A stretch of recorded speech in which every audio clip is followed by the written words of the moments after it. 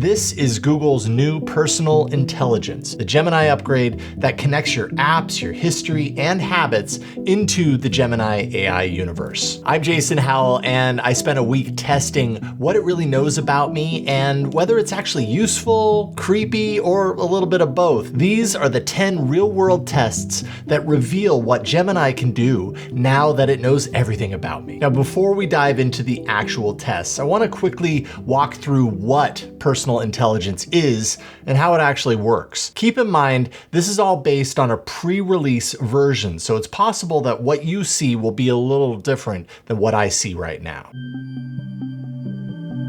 So what is personal intelligence? Well, it's Gemini's new way of making AI more about you by pulling from your Google Photos, your Gmail, your YouTube history, and so much more to generate responses that are actually rooted in your real life and your account details. Personal intelligence is off by default, at least it was for me. So if you want Gemini to start surfacing stuff based on your history, you're gonna have to explicitly give it that access. Now there's a new menu item in settings. If I open this up, you can see personal intelligence sits there in the menu. Now once there, you're gonna have a few settings here. Past Gemini chats. This actually requires your Gemini apps activity log to have some history in it for it to be useful. Down here is a link for manage and delete your past chats at any time. You might have this set to delete after a certain amount of time. Thankfully, you can get to those settings here and you can make changes. Then there's connected apps. This was listed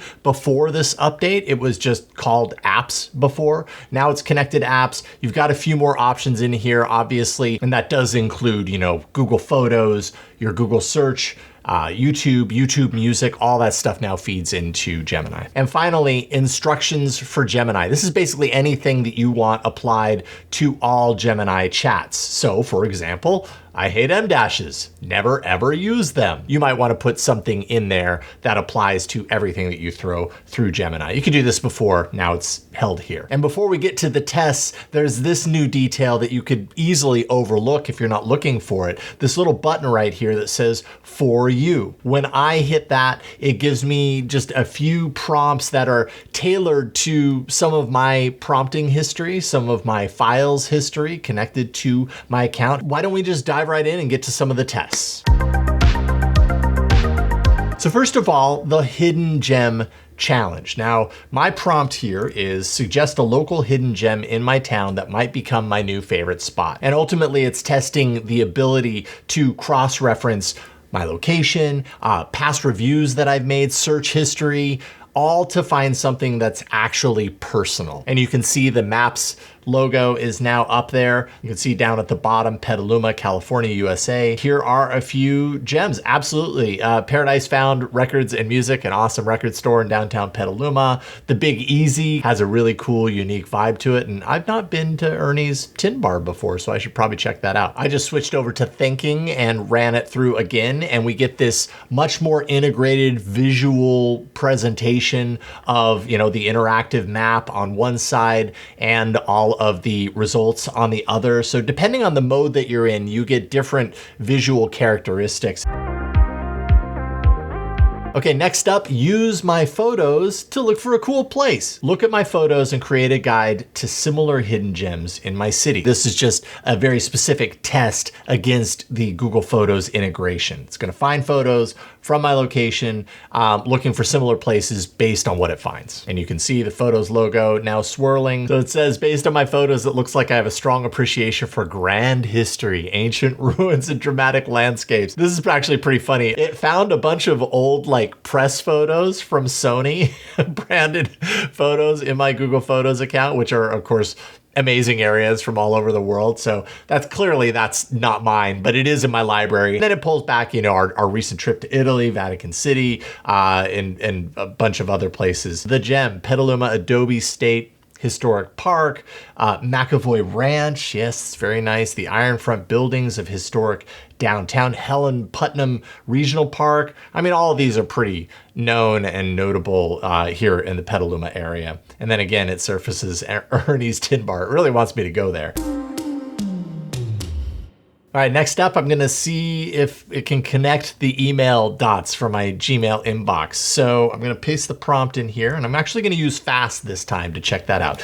What was the confirmation code for my flight to Italy last year? And considering my plans for that trip, what would have been a good book to read to catch up on a specific destination during that trip? But this is gonna demonstrate Gemini's kind of connecting the dots between Gmail, my flight information, and my reading interests, what it might know about what I enjoy reading. It's really connecting the dots between Google Workspace. It found that my trip occurred between roughly June 15th to July 1st, 2024. That's exactly correct. Flight information is here, including, the codes, the confirmation code that I was asking for. It has pretty much a detailed list of our itinerary here, which is pretty impressive. And then it says book recommendations for a specific destination, the talented Mr. Ripley, because of the Amalfi Coast and our stay in Marina di Puello, which is, that's pretty awesome. That would have been actually the perfect book to read on that trip. I kind of wish I had thought about that.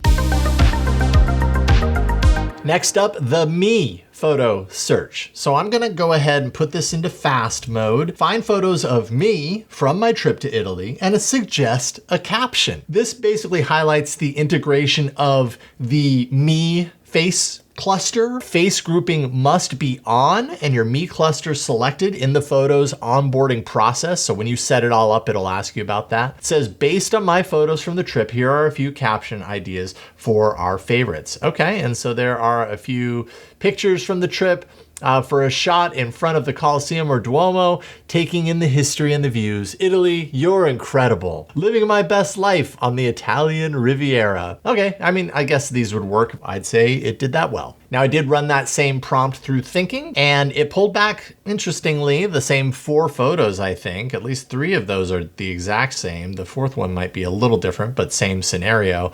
And then it gave me more of a distilled captions list. And then it has this links, photos of you in Italy last year. When I click that, it takes me right to that point in my Google Photos photo roll. So that's pretty powerful. That's kind of a nice little hook. All right, this next one, career pivot reflection. Based on my work as a professional, what's a totally different career where you could see me thriving? This is meant to showcase how it interprets my professional identity based on what it knows inside of Gemini, but also what it knows from all of the other clues and places. It knows that I'm a tech journalist, podcaster, founder of Yellow Gold Studios, and it's applying it to a completely different context. It says museum creator or archivist for technology history, which is interesting because often on my podcasts, I talk about the importance of preserving technology history. So I kind of like this. This is actually pretty spot on. Could I be a sound designer for interactive media? Hey, in a former life, that was kind of one of my dreams. Chief Learning Officer. It says you co-host AI Inside and research AI tools extensively. And I've even considered this. I'd say Gemini, 10 out of 10. You nailed it. All right, if you're enjoying this walkthrough with me and you want to see more real world tech tests like this one, please consider subscribing. It helps me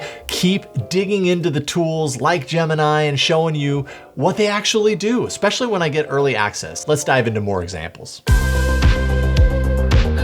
Okay, this is really interesting. YouTube recall. Because we know that there's YouTube hooks here. And as a YouTube creator, I have lots of different ways that I like to use YouTube for like researching and understanding and better understanding concepts and, really picking apart how people and other creators do their things so that I can, improve my own craft. What was the video I was watching a few days ago with Nick Fox as the guest? This might be too easy since Gemini already knows that I interviewed Nick for the AI Inside podcast. It says reviewing YouTube activity up there. It says, based on your recent activity and search history, the video you're watching is almost certainly the episode of your own podcast, AI Inside. Is AI search hurting the open web with Google's Nick Fox? And absolutely, that's what I was looking for. That published just on December 15th. Let's go ahead and create a new prompt. All right, so the prompt that I put in here, what was the link to the YouTube video I was watching recently from the Twit podcast network. And I actually pulled back a couple, and these are totally searches that I had done and videos that I had watched logged into this account. Inside Google Gemini with Tulsi Doshi from the Gemini team. The tech behind Tilt 5's holographic AR gaming system. That was in research for my previous video that had to do with the Xreal Project Aura headset. Down below this, of course, it gives me each of those videos kind of listed out. If you are a creator for YouTube and you want to do some like research on like, what are the different creators doing a video about this particular thing, if you want to kind of compare the transcripts or like analyze their hooks, you can do that with this. And so it came back with 5 OnePlus tips and tricks videos. You can see the title, the channel, the number of views, the hook. So I have the hook there and then a link to go out to watch it. The thumbnail area is blank, but if you notice down at the bottom here, it has links for all the videos so I can compare all the thumbnails. This is a really valuable tool for creators to do research using Gemini tied into YouTube. Very powerful.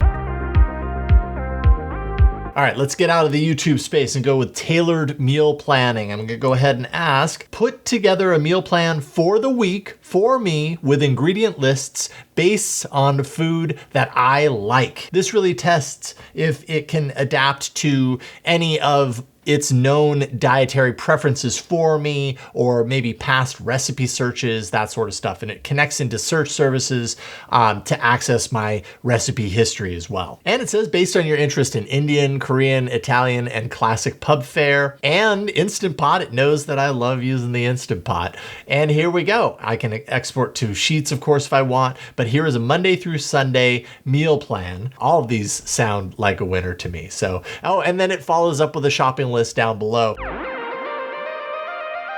All right, let's dive into my life chapter. What the heck is that? Well, let's paste this in here. What's the title of my life's current chapter based on what you know about me? Use all avenues, use all connected apps to explore my background and current state of being. Name the different sources that you refer to for this. In some ways, this is kind of an easy, low-lift way to see how Gemini synthesizes my recent activity and what it knows about me into a single creative output. And to get the most out of this, you're going to need to enable all data sources. It says, based on my recent activity, emails, and photos, my current life chapter would be titled The Yellow Gold Expansion: Bridging Independent Creation and New Leadership. Firmly established as an independent creator and expert through Yellow Gold Studios, actively looking to leverage that expertise into a larger full-time leadership role. I'm currently in a scale-up mindset. That is absolutely true. It knows about Pod TuneUp, which is my podcast consulting business that I'm firing up. It knows that I'm a tech dad producer because I help out at school for my daughter's plays, and I'm the videographer. And it tells me where all this came from: Gmail, Google Photos, user summary, foundational context of my career based on what it knows. And finally, itinerary reconstruction. We're gonna create a tailored itinerary based on my recent photos. This is gonna use metadata from my photos library to build a structured plan for my day based on what it finds there. So it's kind of like recreating a new structure around these things. Morning, jazz mitten. That's a gift that I got for my family for Christmas. Games in the park. Lunch, casual eats at Brewster's Beer Garden. We go there every year for Christmas time. Afternoon, post-holiday tech and retro fun. Spend the afternoon at an arcade or local hobby shop. I mean, I would love to spend the afternoon at an arcade. So I'd say that nailed it. That did actually a really good job. All right, so there you have it. So what did I learn after 10 very personal tests with Gemini 3? Well, the range, very impressive. It's not always perfect. Sometimes it can miss the mark. And I mean, welcome to the world of AI after all. Sometimes it's kind of surprising what it comes back with too. But it's a clear step further toward AI that doesn't just know things in general. It knows you on a deeper level because of those connections. And for someone like me who lives my life inside of Google's ecosystem, this can be incredibly powerful when you really think about what you can do with this. But I know some people might also find it invasive and creepy. And thankfully, You can choose to turn it on or off. It's entirely up to you. Huge thank you to the folks at Google for allowing me to play around with this update ahead of the official release. And now that you've seen how Gemini 3 can dive into your personal history and apps to do things like title your life chapter or draft video scripts from your past, that sort of stuff, you might be wondering how Google actually built this level of personal intelligence, not to mention what's still holding it back. Watch my conversation with Nick Fox. He's Google's executive leading all of this stuff, where we unpack what's really coming next for Gemini and why it's not all there quite yet. That's on the AI Inside podcast. I'm Jason Howell. Thank you so much for watching this first look at personal intelligence inside Gemini 3. Make sure and subscribe so you don't miss more like it, and I'll see you next time. Bye, everybody.